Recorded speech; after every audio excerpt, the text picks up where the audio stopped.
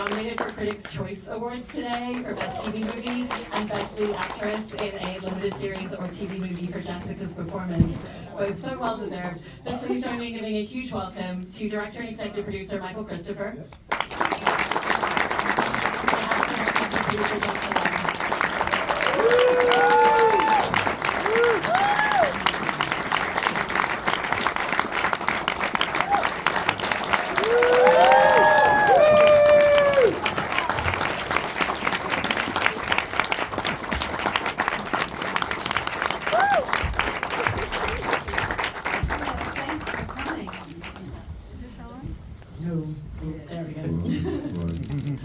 Michael, I actually wanted to start with a question for you, because I heard that when you came on board to direct this, that in the script, the opening night of the Cherry Orchard was actually originally in the middle of the script, and that it felt really important to you to move it towards the end, so it's much more about this person really trying to retain a sense of identity and kind of find their way back to themselves. And I was curious about, just why that felt like such an important choice, because I think it really changed the entire structure of the film. Yeah. But the original script was written by Elizabeth Anacone, and it was familiar. It was kind of one of the sad stories about dementia, and there have been great, wonderful films made about it. But when I read it, the opening night of the Cherry Orchard happened in the middle of the script, and then the rest of the movie was the sort of slow decline of the character into darkness. And I had an instinct to move that opening night to the end, and as soon as we did that, two things happened. One, there was suddenly some tension to the story about will she make it or not make it, which was kind of nice on a practical level. But more importantly, it made sense to me, having been through the experience of people, friends, my father, who went through the dementia thing. It became a more universal story for me, because it was then about what do we do in the face of that fact, in the face of the darkness, in the face of our mortality. It started to the story just got bigger and bigger. And as I've said before, there's no happy ending. Nobody gets out alive, or something is going to happen to all of us. But how we respond to that, what we do in the face of our mortality, how we continue to struggle to be our best selves, to be ourselves, to maintain our identity. And I think it's one of the great beauties of the human condition, which is that we don't all, but our best selves, we continue to have moments of triumph.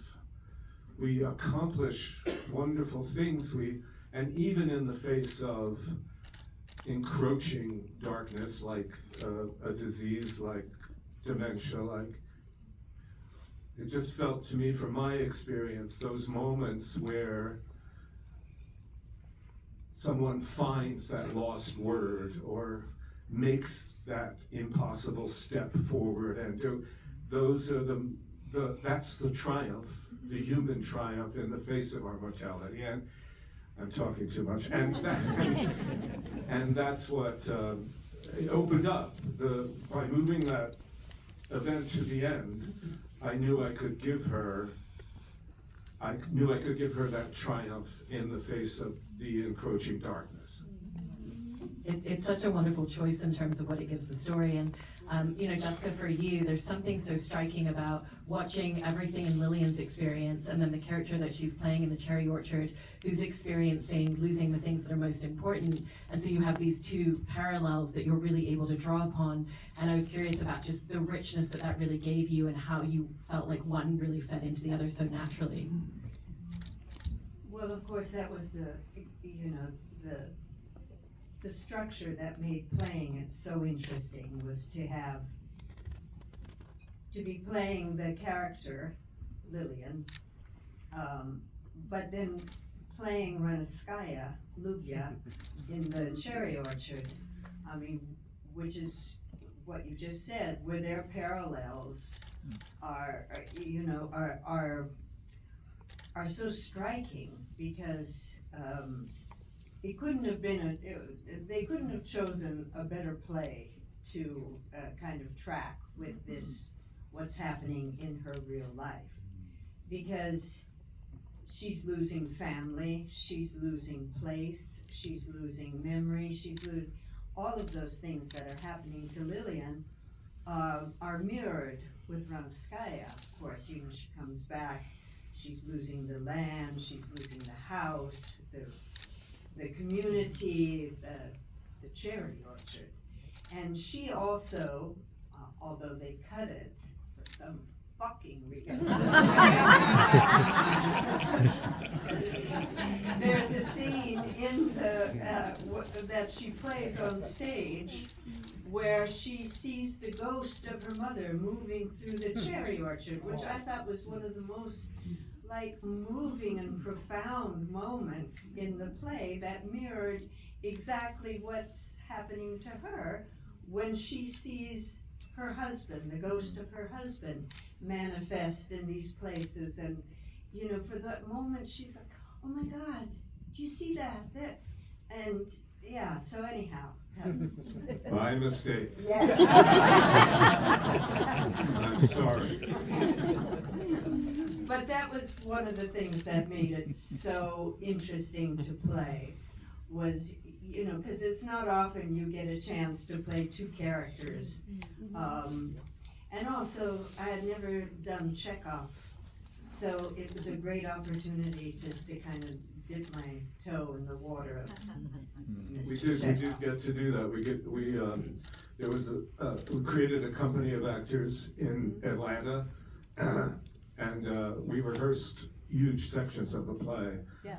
That was our rehearsal period, because we actually couldn't rehearse with all of the principal actors, but we did spend weeks rehearsing the scenes from the cherry orchard. It was great. It was really And great. now it's time for you to do the cherry orchard.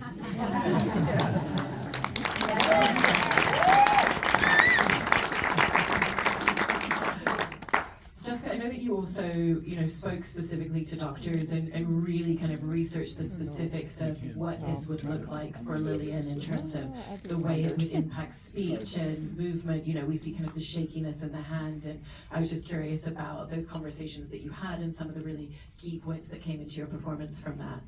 Well, it was the writers, and Michael, the director, determined that it would be this specific dementia, Lewy bodies, which, yes, to the nightmares, the hallucinations. So it wasn't just the kind of fading away and losing memory and thing, but it was also, it allowed it to become something much more physical for me to play. Especially, and again, the tragedy of a disease like this is, and she says it, and I think it's one of my favorite scenes with Kathy Bates, where the character says, will you remind me who I am? And what a heartbreaking, to be moving forward through life and know that you're going to forget all of this. But I forgot what the question. talking to, yeah. No, I mean, I have to say, I didn't do a tremendous amount of research into it because it was pretty well written in the script.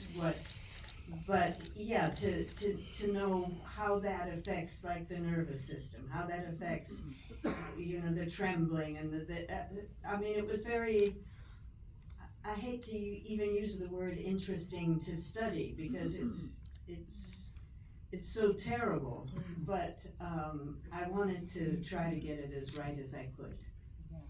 Absolutely. And Michael, I think you really beautifully direct all of the sequences where Lillian sees her husband appearing, and it so much tracks in terms of the lucidity. When her symptoms aren't as bad yet, we kind of see him in this very soft, out of focus, and then as it worsens throughout the progression of the story, we start to see him more clearly. And I was really interested in how you approach those moments in the film. Yeah, that was that was the choice to change the specific dementia to Lewy bodies because I have a friend whose mother went through Lewy body dementia, and the hallucinations are just absolutely clear. I mean, she saw her husband at the foot of the bed and had conversations with him, and then would go into the next room and see one of her children and who had passed away and have conversations with that. And he was terrified because it was almost, you almost sort of started to believe it. And that was a good thing for film because it allowed those scenes to her progression into the hallucinations. It allowed that final scene to happen where he was just simply there, without any fancy stuff going on. And you were talking a little bit about how the cherry orchard scenes came together, but I love the production design around it as well. And I feel like it visually adds so much to the story, and was very curious about how you set about designing that and conceptualizing that with the rest of the team. Which specific part? Oh. Just the way that when we're in the theater, the way that all of the staging and all the cherry blossoms. Yeah, I can write and direct film, and I've done that, and I act, and I cannot direct a play. I was fired twice from directing a play. So I was really happy to get to do some play directing without being fired. But on the other side of that, when I first came on to direct the film, I thought this is great because I also can direct a play while I'm doing. And then, of course, you not only have to direct the film, you have to direct the play. You design the film, and then you design the set for the play. You design the costumes for the film, and then you have to do the costumes for the play. So it was like, so I won't do it again. But it was, and I grew up in the theater. That was where I started. I was in a production of The Cherry Orchard here in New York with Irene Uworth, Raul Julia, Meryl Streep, Mary Beth Hurt. It was a really famous production back in 1978 or 79 or something. So I knew the play inside out, and that parallel with the character going through the loss and everything. So it was important. It became important in a way to make it be a Valentine to the theater and to the people who live that life and those champions who do that. But also something about not just the parallel with the Cherry Orchard, but something about the character trying to maintain who she is, Lillian Hall. She's also an actress who creates characters, and sustains who they are on stage. So there were a lot of wonderful parallels in working on it. And Jessica, in your portrayal of Lillian, we so immediately get the sense of who she has been her entire career as a performer, and the fact that she's always been such a consummate professional and really prided herself on doing amazing work for herself, but also for the audiences that come out to see her. And it feels like that's also playing into the emotional impact of, I feel like I can't give them what they need and what they expect and what they want from me, and I want to be able to give this to them. And so how did that sense of professionalism and the way that she's always been able to perform really affect the emotional side for her from your side? Well, of course, I mean, I think we established early on that, I mean, she has been in the theater her whole life. I mean, and it's in a way, it's a throwback to like to an All About Eve or opening night or something like that. It's not just an actress who goes between this and this. This is a woman who has devoted her entire life existence to the theater. She married a man who also did, had that same kind of commitment. And they did it together. You could think of like Jessica Tandy or Hugh Cronin is a couple, a theatrical couple, and I think that by establishing immediately that she has spent a lifetime in the theater, she's played some of the great roles, across the spectrum of all the different ages. And that the commitment that she has and the responsibility that she had, I mean, it's like, I was thinking about this because I did a play just this past spring on Broadway, and I was thinking about how you walk out on stage and you've got the characters, whoever's playing this with you, but then you have the audience as the other character, and how important that is.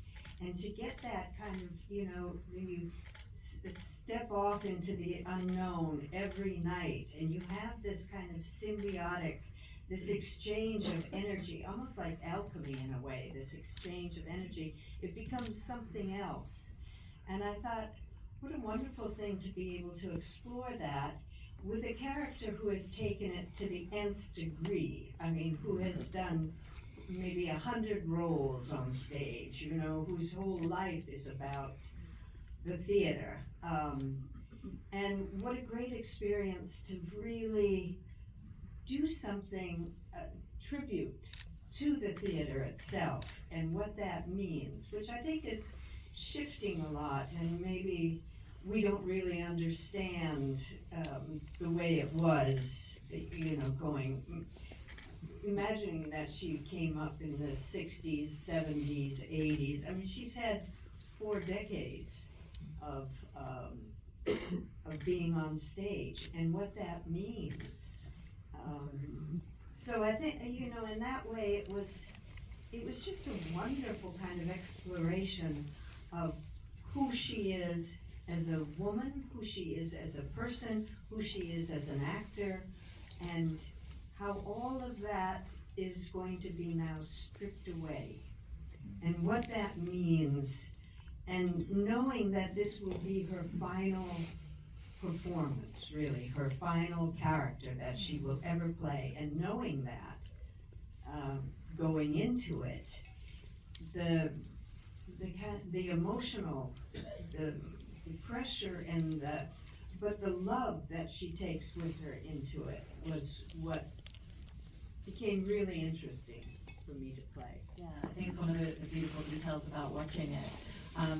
Michael, I wanted to also ask you about the way that you worked with Jessica and the rest of your cast, because I've heard you say that you feel like one of the most important things you can do as a director is to spend so much time putting all of the details together in advance, so that when it comes to filming, that you can essentially get out of their way and really give your actors the freedom to have that space to kind of play and find the moment. And I was just interested in hearing a little bit about what that looked like on this film. Yeah, a long time ago, when I was very young, I had a meeting with a director called Jose Quintero, who was the man man who almost single-handedly created off-Broadway by directing the O'Neill plays and the Tennessee Williams plays, with Jason Robards, Colleen Dewhurst, George C. Scott, Geraldine Page. I don't know if those names mean anything to any of them. Of course they do. But of course they do. So I had this meeting with him, and I said to him, because I had seen those performances, I was hitchhiking up from school in Washington I said, how do you direct somebody like that, like George C. Scott, Geraldine Page? How do you direct them? And he said, oh, my boy, he was from Panama. He said, oh, my boy, all you do is you create a vacuum around them, and they fill it. And all you have to do is get out of the way. And it's great advice. And it took me a while to understand what it means to create the vacuum. And what it means for me, and this is the way I work, what it means to create the vacuum is you create all the specifics of the environment, the costume, everything, and you keep manipulating what's on the page so that everything that an actor might possibly need is somewhere in the vicinity, and you leave it there, and that's how you create the space. You create the space around them with the script, with the costumes, with the set, with the thing, with the cameraman, with the thing, and then you just back off, and that's the vacuum. And usually when you have an artist, and the artists that I had, luckily, through the cast, they get it, and they fill that vacuum, and you've controlled it in a way, but you've also left it empty for them to fill. Yeah. It's wonderful, and I wanted to ask you, Jessica, about how that really came into play, in particular when you have the scene in the hospital with her daughter, with Lily Rabe and with Kathy Bates, because it's such an emotional moment in the film. And I've also heard you say that when you do scenes like that you kind of prefer not to rehearse it or discuss it too much. And so how did Michael's approach of really creating that vacuum for you really help you in a scene like that? Well, It's a tough question. yeah, I mean, I think one of the traps actors fall into is this idea of predetermining how the scene is going to be played, or what's going to happen, what has to happen. And I mean, I've worked with some actors who, early on, I saw in their approach what I wanted mine to be, and that was just this kind of almost raw, wild, not going and saying, oh, I'm going to put my coat down here, and then I'm going to go over and I'm going to pour this, and then I'm going to turn and say to you, I mean, that to me it's deadly. It's and what we did, and I was lucky enough to work with Lily Rabe, with Kathy Bates, with Jesse Williams, with Pierce Brosnan, where they were all we were just, I mean, it sounds cliche, but as Strasberg would say, in the moment. You're not like predetermining anything. You're not saying, and then I want this to happen, and then how are we gonna get to here? So we never discussed the scenes, we never rehearsed those scenes. We rehearsed the cherry orchard scene, but certainly not anything here. We would find our way, and there was this, again, this exchange of energy where you believe and you trust in the people that you're working with, so that when something happens, you're reacting, you're not acting. It's about reacting to what that moment is, rather than saying, this is what I want it to be.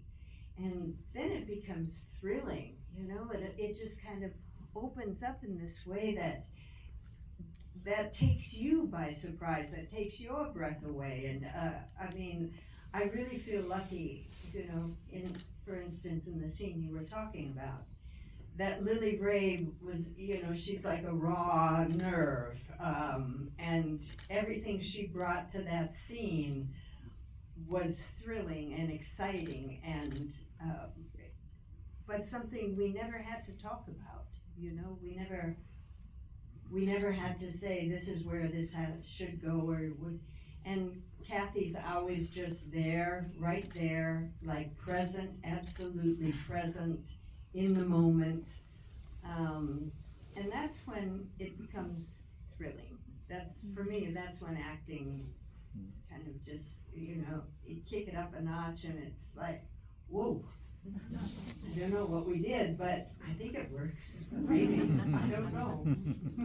I love that description so much. And I also wanted to ask you both about just in filming those final scenes when it's opening night and we finally get to see Lillian on stage, you know, because we're not seeing the entirety of the cherry orchard, but we're seeing all the most important snippets that really speak to her experience as a character. And I especially love the moment where, you know, she's actually really talking to her daughter in the audience. You know, we have her husband up here. And so for both of you, what was the experience of filming that whole sequence and really just finding what felt important to Lillian's experience in relation to the cherry orchard? Well, I just knew, as I said before, I think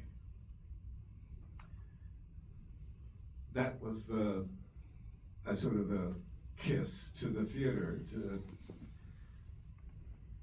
and I just wanted it to have the energy of an opening night and a performance and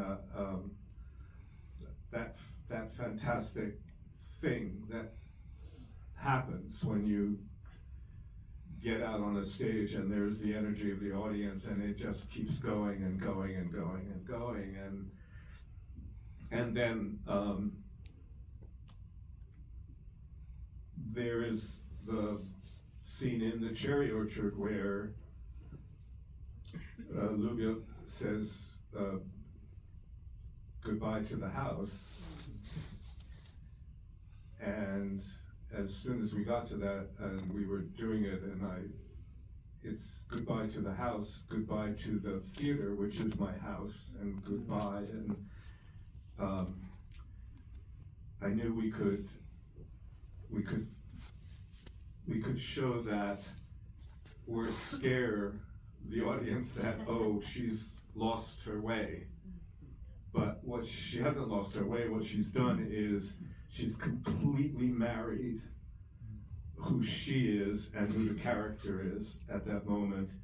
And her daughter in the play is the daughter in the audience, and the house is her house, and her house is the theater, and she's saying goodbye to all of it. Yeah, that's what I was after, and I think that's what we got. Yeah. And how about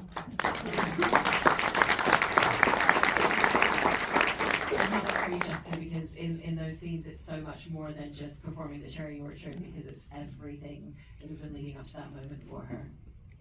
Yeah, I mean, when she says, I had a husband, but he died, you know, I mean, there's like,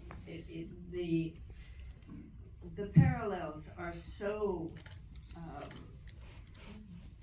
so concrete and so evident and so powerful.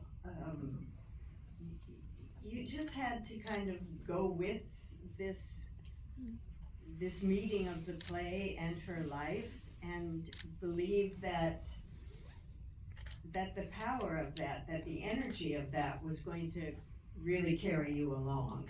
So, and it was wonderful because, you know, just between like the setting, the lighting, the ghost light, the audience, you know, everything just felt as though it was moving me as an actor forward and into the area that I needed to be taken. And I think as an actor, you just have to like, let it take you.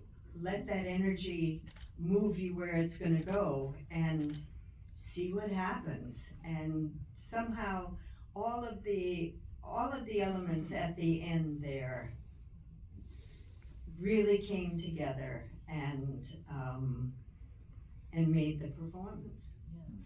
I love that.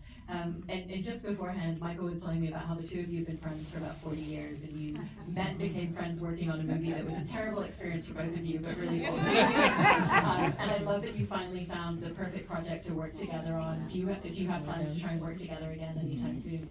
Yes. Yes. We're going to do a film about Dietrich. We're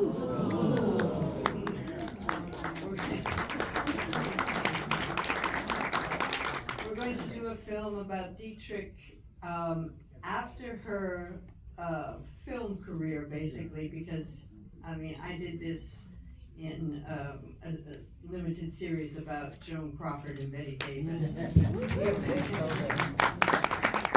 Especially during that time, which was, the 50s, early 60s, your longevity in that business was much shorter than what it is now. So those actresses were pretty well done or discarded by the time they were in their late 40s, 50s. So what the script Michael has written and what we want to do is pick the story up when Dietrich starts this kind of this Las Vegas career, and then how her meeting with a young composer to work as her musical director, Burt Bacharach, suddenly takes her to a different level that she didn't imagine she could do as a singer-performer. And there are great stories about that time in her life. But it's all anchored from the point of view of when she's reclusive in her Paris apartment, won't see anybody, won't allow herself to be seen. And then everything is just kind of remembering or moving back, not remembering but moving back and forth in time. Well, there's a lot about Dietrich that people know, that for me, there were things about her that I did not know, and the relationship with Bacharach was a very long relationship, and it was never a sexual relationship, but it was passionate in a lot of ways. And the other two little things, if we have time. When the war started, the Nazis came to her and said, please come back to Germany, we'll give you a movie studio, you can do whatever you want, you can do. And she said, well, let me think about it. And she went back to New York and she burned her German passport. She became an American citizen, and she went to entertain the troops, and not in a fancy dress like Rita Hayworth or whatever, but in a uniform. And she went to the front lines, and she used to play the saw and sing for them. Anyway, when the war was over, she was doing the tour with Bacharach, and but this was already the 60s, so a lot of time had it was passed. 10, 15 years after the war. She had never been back to Germany, and the tour was booked to go to Germany, and she didn't want to go, and Bert said, you should go, and they went. And there were demonstrators in the airport. Some of them were throwing bouquets of flowers at her and were saying, welcome home, and the others were saying, traitor, and you're a traitor to the German thing. So she went on stage, and she sang all the songs written by Jewish composers. And the audience slowly walked out, and she kept going and going and going. And the other, when she was at the airport, some woman came up to her with a bouquet of flowers and then spat in her face. Whoa. So there was a lot of violent things, but she and Bert survived that. And the only other story I'll tell is, she went to Tel Aviv, and this was in the 50s, late 50s, 60s, and the concert manager met her at the airport and said, now listen, you can't sing any songs in German here because it's against the law. And it was against the law in Israel. And she said, I don't understand. Most of these people, they're from Germany. I mean, German is their language. He said, no, it's against the law. You can't do it. We just canceled the Mahler second because the lyrics are in German. Or no. She said, okay. He said, you cannot sing one song in German. It's okay, I won't sing one song in German. I'll sing 9. But she didn't say that to him at the time. No. Did I write? I made that up. No. But anyway, she got on stage and she started to sing a song in English, and she stopped and she said, it was a lullaby, a German lullaby, and she said, this song is so much more beautiful in German. Would you let me sing it to you? There was this gasp in the audience. And she said to them, I always cry when I say this, I'm such a baby. She said to them, they took everything away from us. Don't let them take the language. And she sang the song in Germany, and they changed the law. But also, she sang a couple verses of it, and then she said, would you like to sing it with me? Yeah. And little by little, everybody in the audience started singing with her in German. The first time they'd spoken German in a decade or more, because it was illegal to speak German in Israel. And it brought them to tears. So everybody in the audience singing this lullaby that they probably remembered from their childhood or whatever in German, weeping, and